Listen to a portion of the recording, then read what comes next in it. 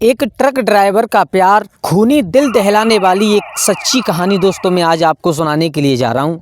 इस कहानी को लड़का और लड़की दोनों को ज़रूर सुननी चाहिए कि कैसे एक ट्रक ड्राइवर ने अपने प्यार के चलते, कैसे उसे एक लड़की ने अपने प्यार के बदले में अपने माँ बाप के साथ में क्या किया था और ये खूनी प्यार कैसे बन गया था। आइए दोस्तों जानते हैं इस एक छोटी सी कहानी के माध्यम से। तो नमस्कार दोस्तों, स्वागत है आपका एक बार फिर आपके अपने गजब ज्ञान यूट्यूब चैनल में। दोस्तों आज की कहानी बड़ी ही ज्ञानवर्धक कहानी है और इस कहानी से हमें कुछ ना कुछ सीखने के लिए ज़रूर मिलेगा। बस आप ध्यान दे करके पूरी कहानी ज़रूर सुनिएगा। चलो आपका समय ज़्यादा बर्बाद ना करते हुए गौर करते हैं एक छोटी सी कहानी की तरफ कि ट्रक ड्राइवर के प्यार में एक लड़की ने अपने माँ बाप, अपने परिवार के साथ में क्या किया था और वो प्यार, खूनी प्यार कैसे बन गया था। दोस्तों किसी गांव की बात है कि किसी गांव में एक अनुपम नाम का लड़का रहा करता था। वो लड़का थोड़ा कम पढ़ा लिखा जरूर था, लेकिन माइंड उसका बहुत तेज था, दिमाग उसका बहुत चला करता था। जब उसने अपने गांव में देखा तो उसके गांव में कुछ लोग ड्राइवरी का काम किया करते थे, यानी गाड़ी चलाया करते थे।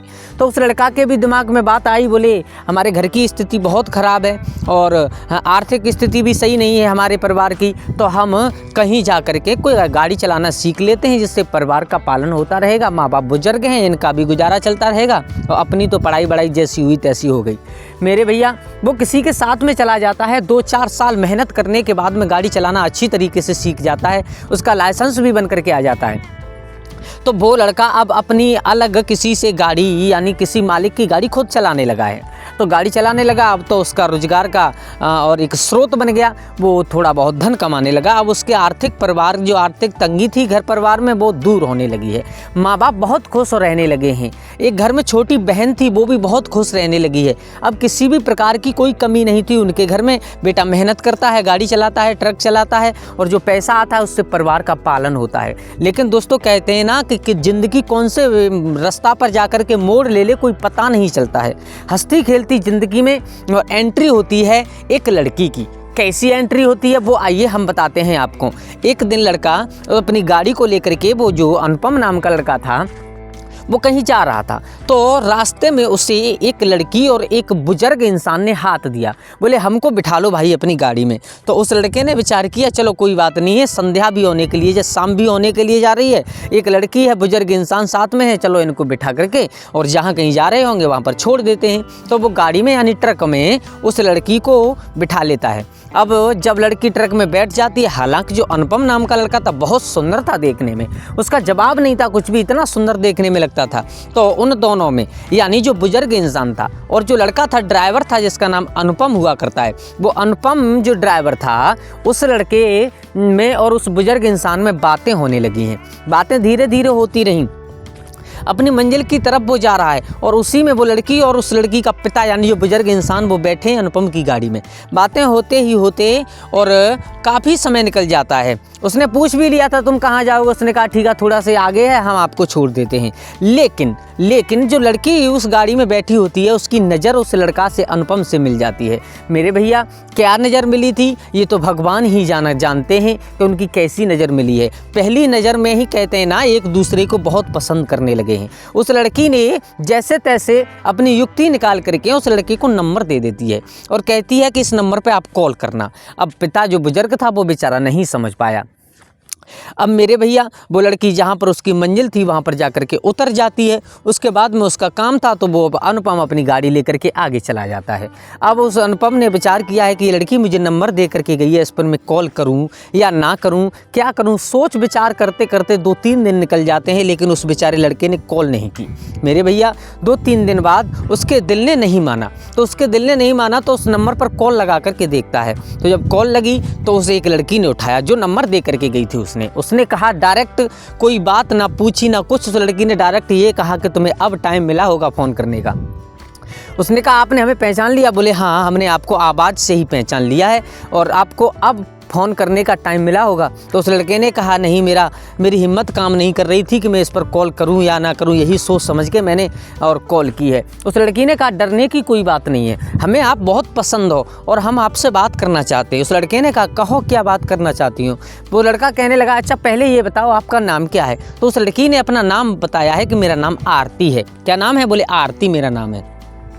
और जो उस दिन गाड़ी में हमारे साथ में बैठे हुए थे वो मेरे पिताजी थे। अच्छा बताओ क्या कहना चाहती हो तुम? बोले हम कुछ नहीं कहना चाहते, बस हम यही चाहते हैं कि हम आपसे बात करें।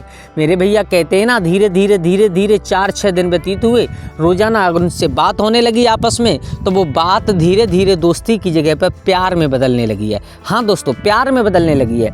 अब तो उस लड़के की भी आदत सी बन गई। अब उस लड़के को जब तक बात नहीं कर लेता है आरती से अनुपम, तब तक चैन नहीं पड़ता है। दिन में 2 बार, 4 बार, 6 बार, अब तो ये हुआ कि दिन दिन भर कॉल चलती है। उस लड़की को कोई समझाने वाला नहीं था, क्योंकि पिता बुजुर्ग थे, भाई थे, वो कहीं बाहर नौकरी किया करते थे और वो गाड़ी चलाता है, गाड़ी चलाते में बात करता है, 1-2 बार चालान भी हो जाता है फ़ोन पर बातें करते समय।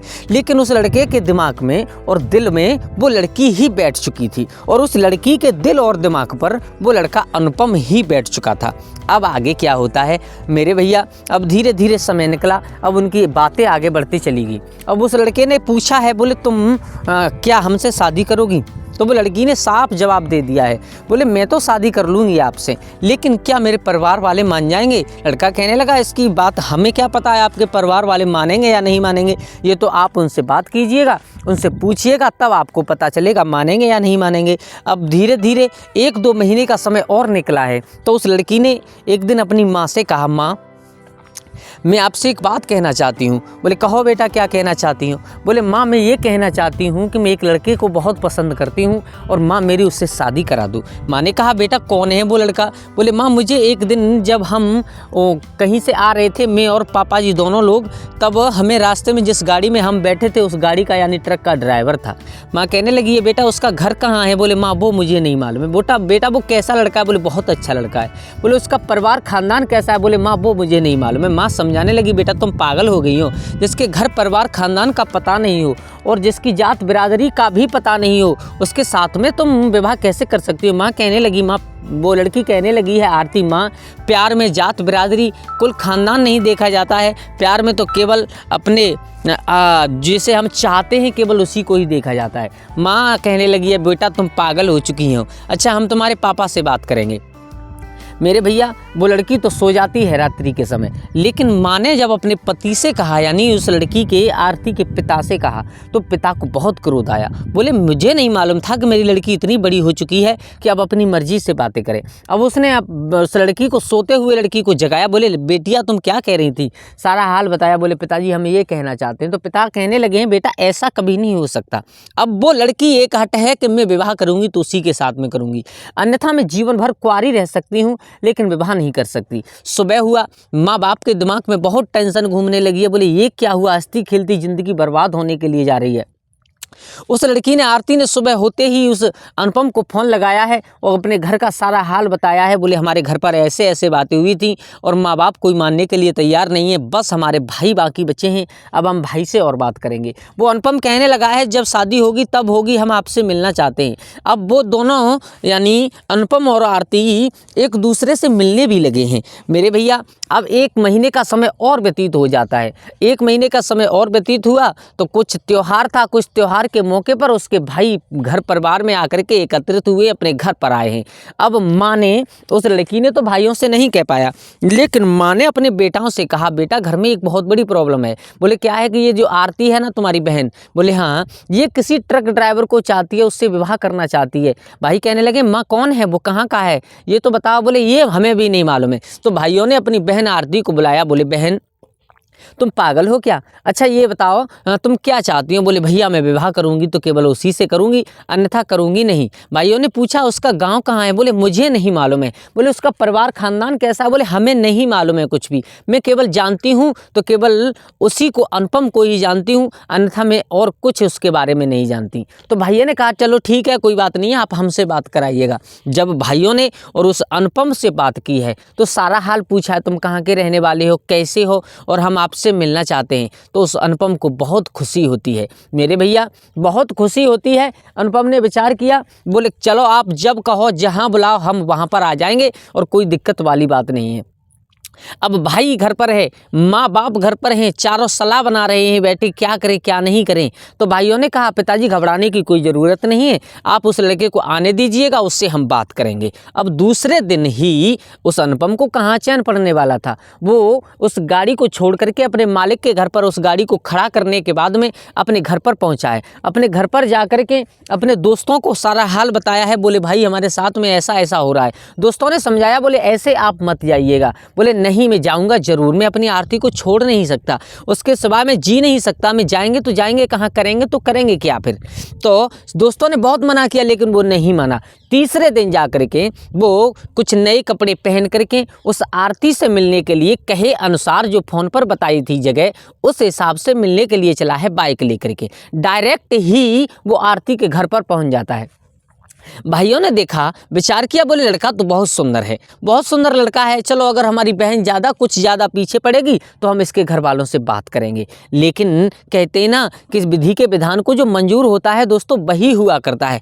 अभी तक माँ बाप भाइयों की कोई गलत मंशा नहीं थी, लेकिन अब क्या होता है आगे वो आप गौर करके सुनिएगा। दोस्तों हमारे तुम्हारी समाज में एक बहुत बड़ी दूषित भाषा चल रही है, उस दूषित और चीज़ की वजह से ही और ये इतना बड़ा हादसा हुआ था वो मैं आपको बताता हूँ। जब वो लड़का घर पर पहुँचता है तो उसकी बहुत अच्छी तरह से खातिर तसल्ली की जाती है, भोजन नाश्ता किया जाता है, उसके बाद में बिठा लिया जाता है रात्रि के समय। और रात्रि के समय बिठा करके भाइयों ने उस आरती ने अपने घर पर अनुपम को बुलाया था उससे बात करना प्रारंभ की है। तो भाई ने पूछा है सबसे पहले तुम्हारा नाम क्या है। बोले हमारा ये नाम है, अनुपम नाम है। बोले आप करते क्या हो।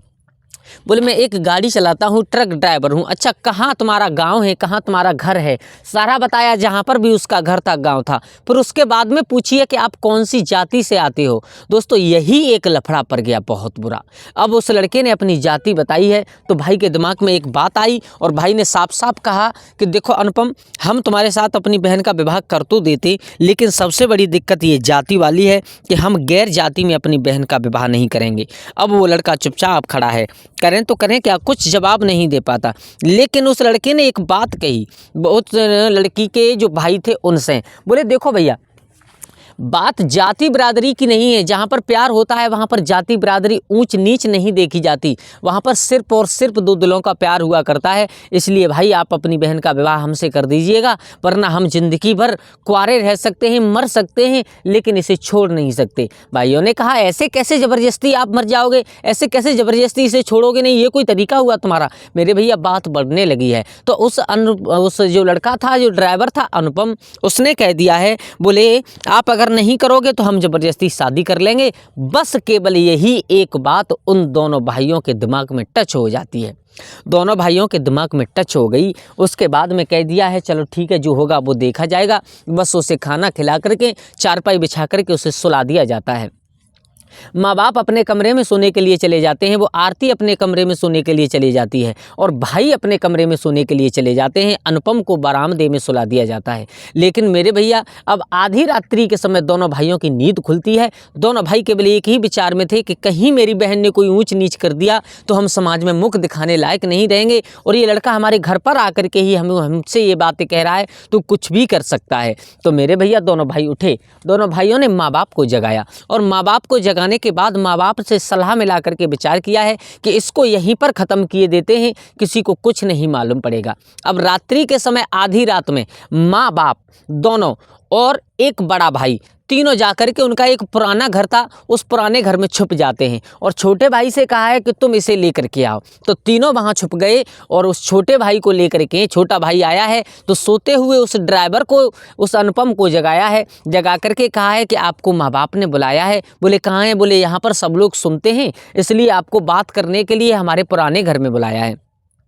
मेरे भैया वो बेचारा सीधा साधा इंसान अनुपम नहीं समझ पाया कि मेरे साथ कुछ अलग होने वाला है। दोस्तों उन तीनों चारों हत्यारों ने, और जैसे ही अनुपम वहां पर पहुंचा है उस घर में जाकर के, वो लोग पहले से ही घात लगाए बैठे हुए थे, उसके ऊपर कुल्हाड़ी फावड़ों से वार कर दिया है उस बेचारे को, निर्दोष को। और उस जगह पर उन चारों ने यानी दोनों भाइयों ने, माँ बाप ने मिलकर के मार दिया है। मारने के बाद में उसी पुराने घर में एक गड्ढा खोद करके रात्रि के समय ही उसको दफना दिया है। अब जैसे ही सुबह हुआ आकर के अपनी अपनी जगह पर सो गए।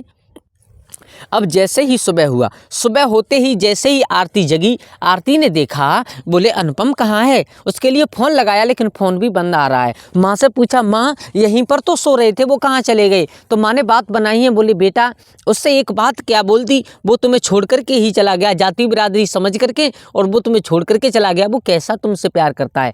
कहने का मतलब माँ बाप और भाइयों ने उस लड़की के हृदय में नफरत पैदा करना प्रारंभ की है कि वो अगर ऐसा ही तुमसे सच्चा प्यार करने वाला था तो तुम्हें छोड़ करके नहीं जाता। मेरे भैया अब तो वो बेचारी आरती बहुत रोती है उसकी याद करके। बोले पहले तो आप मेरी ज़िंदगी में आए क्यों, और आए तो मुझे ऐसे बीच रास्ते में छोड़ करके चले क्यों गए। लेकिन उस बेचारी आरती को नहीं मालूम था कि मेरे माँ बाप मेरे भाइयों ने कुछ अलग ही कर दिया है। एक दिन 2-4 दिन बाद जब माँ बाप और भाई खेतों पर काम करने के लिए चले जाते हैं तो उसके पड़ोस में एक चाची रहा करती थी। उस चाची ने पूरा करतब अपनी आंखों से देख लिया था कि इन दुष्टों ने और इसे मार दिया है। तो वो रोजाना आरती बैठी रोती रहती थी। तो आज चाची उसके पास में आई है। बोले बेटा क्यों रो रही हो। बोले मुझे बहुत, चाची आपको सब मालूम है, अनुपम ने मेरे साथ बहुत बुरा किया है। वो इतना नीच निकला है कि मुझे बीच में छोड़ करके चला गया। अरे उससे मुझसे शादी नहीं करनी थी तो मुझे धोखा दे करके क्यों गया, मुझसे मना कर देता। ऐसे रात्रि में उठ करके जाने की क्या ज़रूरत थी, और जिस दिन से गया है उस दिन से फ़ोन भी नहीं लग रहा है। ऐसे पहले तो मेरी ज़िंदगी में आया क्यों, और आया तो मुझे छोड़ करके क्यों गया। अब चाची से उसका रोना हुआ देखा नहीं गया। चाची ने कहा बेटा इसमें उस बेचारे की कोई गलती नहीं है। क्यों। बोले उसकी गलती ये नहीं है कि वो इस दुनिया में है ही नहीं। क्या हुआ, सारा हाल बताया है कि तुम्हारे भाइयों ने, तुम्हारे माँ बाप ने उसे मार दिया है उसी रात्रि के समय। वो बेचारा कहीं तुम्हें छोड़ करके नहीं गया, और न विश्वास हो तुम्हें तो जा कर के देखो तुम्हारे पुराने घर में उसको दफन किया गया है। मेरे भैया अब क्या था, अब जैसे ही दौड़ करके वो आरती और चाची दोनों पुराने घर में गई, देखा मिट्टी फूटी हुई है, उसको खोदा गया तो देखा उसमें लड़का निकला है। लेकिन वो करे क्या, अब कैसे क्या करे। उसने तुरंत उस मिट्टी को वहाँ पर दबा दिया है। अब विचार किया है कि अगर मैं कहूँगी माँ बाप से तो कुछ नहीं होगा, इसका बदला मैं ज़रूर लूँगी। मेरे भैया अब जैसे ही वो लड़की घर पर चुपचाप आई है, माँ बाप से कहा है भैया अब मैं नहीं रोऊंगी आज के बाद। बोले क्यों। बोले मम्मी मैं इसलिए नहीं रोऊंगी कि जो मुझे छोड़ करके चला गया उसके लिए रोना कैसा, और जिसने मेरी ही कदर नहीं जानी उसके लिए रोना कैसा, मैं अब नहीं रोऊंगी। माँ बाप और भाई समझने लगे हैं। बोले चलो इसकी समझ में कुछ न कुछ तो आ चुका है। मेरे भैया उस लड़की रात्रि के समय पुलिस को, प्रशासन को फ़ोन करती है और उनको जाकर के सबूत दिखाती है। प्रशासन ने आकर के उस जगह को खोदा। जगह को खोदने के बाद उस लड़के का जो शव था वो बरामद किया है। उसके बाद में साफ साफ लड़की ने बयान दे दिया कि मेरे माँ बाप ने, मेरे भाइयों ने और इस मेरे आशिक को मारा है। पुलिस सबको पकड़ करके ले जा करके जेल में डाल देती है। अब लड़की बेचारी अकेली बची है। लड़की ने विचार किया कि मैं जिससे प्यार करती थी वो भी चला गया, और मेरे माँ बाप भाई थे जो हत्यारे थे वो भी चले गए। अब पता नहीं ये कब लौटेंगे, कैसे लौटेंगे, लौटेंगे या नहीं लौटेंगे, हो सकता है इनको फांसी हो जाए। अब उस लड़की ने अपने जीने का कोई मकसद नहीं समझा और उस लड़की ने भी अपनी आत्महत्या कर ली है। दोस्तों ये कहानी एक हकीकत कहानी है, बस इसमें नाम, पात्रों के नाम बदल दिए गए हैं, अन्यथा ये एक हकीकत कहानी है। दोस्तों आपको बताऊं कि किसी को परेशान करना या किसी का दिल दुखाना हमारा कोई मकसद नहीं है। सिर्फ और सिर्फ आप लोगों को जागरूक करने के लिए आपको कहानी सुनाई गई है। इस पूरा परिवार बर्बाद हो जाता है। उधर उस जो लड़का था लड़का था ना अनुपम, उसके जो माँ बाप थे उनके पास भी अकेला भी पुत्र था, उनका भी वंश डूब गया। इधर ये दोनों बेटा जेल में चले गए, माँ बाप जेल में चले गए और बेटी ने फांसी लगा करके आत्महत्या कर ली, इनका भी वंश डूब गया। दोस्तों आजकल संसार में सबसे ज़्यादा ऐसे केस देखने के लिए मिल रहे हैं, तो सभी से कहना है कि केवल सतर्क रहें, सावधान रहें, ऐसा कोई कदम नहीं उठाएं जिससे कि जीवन बर्बाद हो जाए। तो दोस्तों अच्छा, अगर आपको कहानी अच्छी लगी हो, दिल दहला देने वाली कहानी अच्छी लगी हो तो प्लीज़ चैनल को सब्सक्राइब करें, लाइक करें और कमेंट में अपनी राय ज़रूर बताएं। धन्यवाद।